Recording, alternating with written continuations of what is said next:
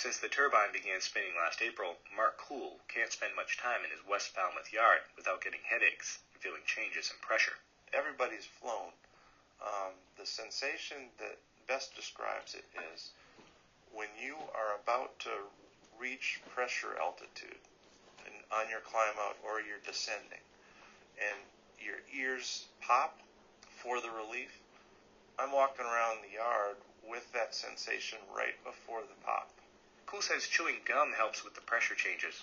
The more immediate problem is that since the town installed the 400-foot turbine at the wastewater treatment plant last spring, Cool and his wife Annie have had trouble sleeping.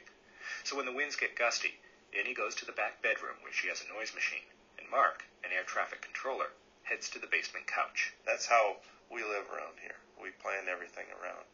Okay, do I want to sleep tonight, or should I risk possibly being woken by the wind turbine? More than a dozen households near Falmouth's Wind 1 turbine have similar problems, and it's prompting neighbors to speak out.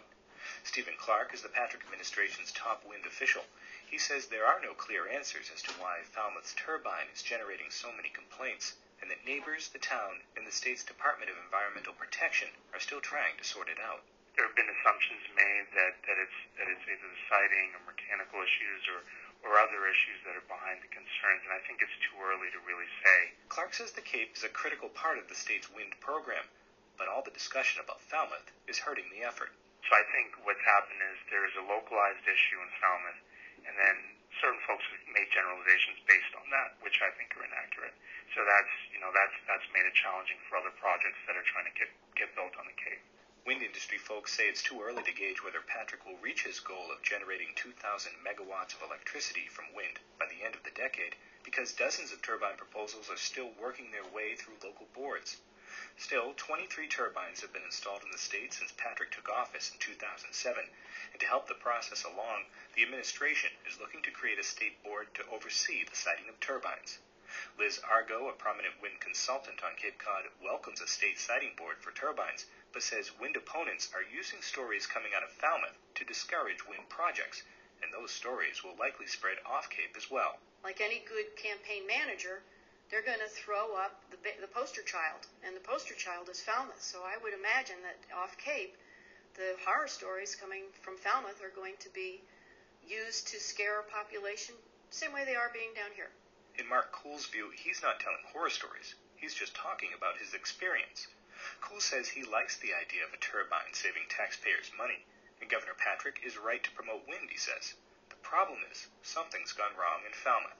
Conceptually, it's a good product. The Falmouth experience should represent to Deval Patrick, to the state, what didn't work. So the investigation should be, why didn't it work?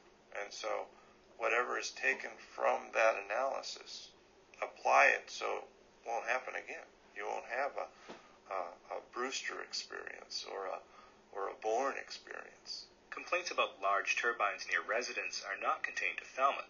Places such as New Zealand and Europe had a head start on the installation, and there are ongoing discussions there about health effects and the need for more regulation. Such claims are controversial, but what's known for sure is that the Falmouth experience has hurt the land-based turbine effort on the Cape.